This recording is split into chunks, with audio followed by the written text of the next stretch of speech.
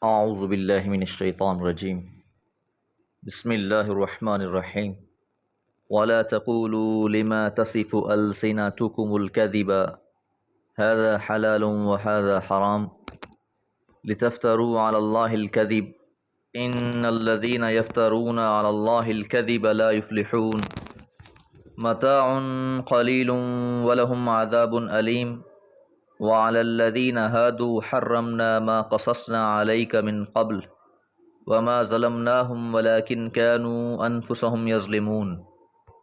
سورہ نحل آیات 116 سے 118۔ ولا تقولوا، اور تم نہ کہو، ما تصف السنتکم الکذب، جو بیان کرتی ہیں تمہاری زبانیں جھوٹ، اپنی طرف سے جھوٹ گھڑ کر یہ نہ کہو، کیا نہ کہو، ھذا حلال وھذا حرام، کہ یہ حلال ہے اور یہ حرام ہے۔ کسی بھی چیز کو حلال قرار دینا یا حرام قرار دینا یہ اللہ کا اختیار ہے۔ اللہ کی حلال کردہ چیزوں کو اگر کوئی حرام قرار دے دے یا اس کی حرام کردہ چیزوں کو کوئی حلال قرار دے دے تو یہ جھوٹ ہے۔ لتفتروا، تاکہ تم گھڑ لو، علی اللہ، اللہ کے بارے میں، الکذب، جھوٹ۔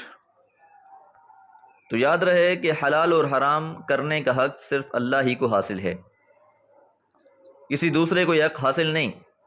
وہ بغیر کسی اللہ کی دلیل کے محض اپنے گمان کی بنیاد پر کسی چیز کو حلال اور کسی چیز کو حرام قرار دینا شروع کر دے۔ یہ اللہ پر جھوٹا افتراء ہے، کیونکہ جو بات اس نے نہیں فرمائی تو وہ تم کس طرح اس کی طرف منسوب کرتے ہو۔ اس لیے فرمایا ان الذین، یقیناً جو لوگ، یفترون علی اللہ الکذب، یفترون گھڑ لیتے ہیں، علی اللہ، اللہ کے بارے میں، الکذب، جھوٹ، لا یفلحون، وہ فلاح نہیں پائیں گے۔ تو کوئی بھی بات بلا سند اللہ تعالیٰ کی طرف منسوب کرنا یہ بہت بڑی بات ہے۔ جھوٹ تو ویسے کسی عام انسان کی طرف بھی منسوب کرنا جائز نہیں ہے، وجہ یہ کہ کوئی انسان اللہ تعالیٰ کے بارے میں ایسی بات کہے جو اللہ تعالیٰ کی طرف سے نہ ہو۔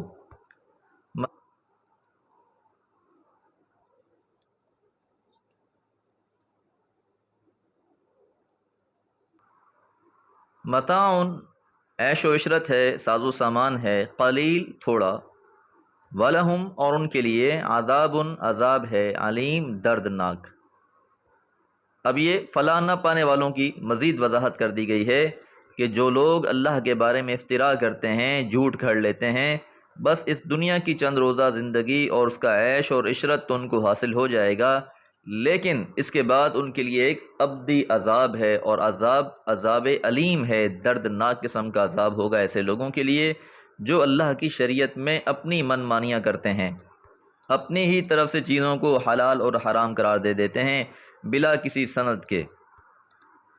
وعلی الذین، اور ان لوگوں پر، ہادو، جو یہودی ہوئے، حرمنا، ہم نے حرام کر دیا، ما قصصنا، جو ہم نے بیان کر دیا، علیک، آپ پر، من قبل، اس سے پہلے۔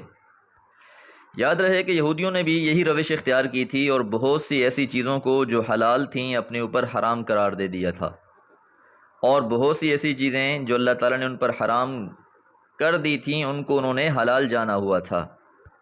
تو جو علماء ان کے کہہ دیتے، جس چیز کو وہ حلال کر دیتے وہ اسی کو حلال مان لیتے، جس چیز کو وہ حرام کہہ دیتے اسی کو حرام مان لیتے، اور بہت سی چیزوں کو خود ساختہ حرمت دے رکھی تھی ان لوگوں نے۔ تو ان کے بارے میں اللہ تعالیٰ نے رسول اللہ صلی اللہ علیہ وسلم کو تفصیل کے ساتھ بیان فرما دیا کہ کیا کیا چیزیں تھیں وہ، اور ان کا تذکرہ قرآن مجید میں مختلف جگہوں پر کیا گیا ہے۔ اب ایک چیز جو اللہ نے حرام کر رکھی ہو، انسان اسے حلال قرار دے دے تو یہ خود پر بہت بڑا ظلم ہے، اور اسی طرح کوئی چیز اللہ نے اگر حرام کر رکھی ہے اور اہل علم لوگ فتویٰ دے کر اسے عوام پر ممنوع قرار دے دیتے ہیں تو یہ بھی بہت بڑا ظلم ہے۔ اس لیے فرمایا وما ظلمناہم، اور نہیں ظلم کیا ہم نے ان پر، وما، اور نہیں، ظلمنا، ہم نے ظلم کیا، ہم، ان پر، ولیکن، اور لیکن، کانو، تھے وہ، انفسہم، اپنے ہی جانوں پر، یظلمون، ظلم کرتے۔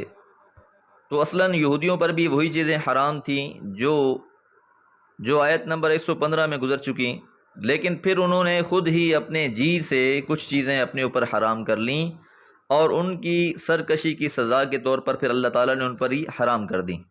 اس معاملے میں اللہ تعالیٰ نے ان پر کوئی ظلم نہیں کیا، بلکہ وہ خود ہی اپنی جانوں پر ظلم ڈھانے والے بنے۔ اس کی وضاحت سورہ نساء کی آیت نمبر 160 میں بھی موجود ہے۔ اللہ تعالیٰ سے دعا ہے اللہ تعالیٰ حلال کو اپنانے اور حرام سے بچنے کی توفیق عطا فرمائے۔ وما علیہ الا البلاغ۔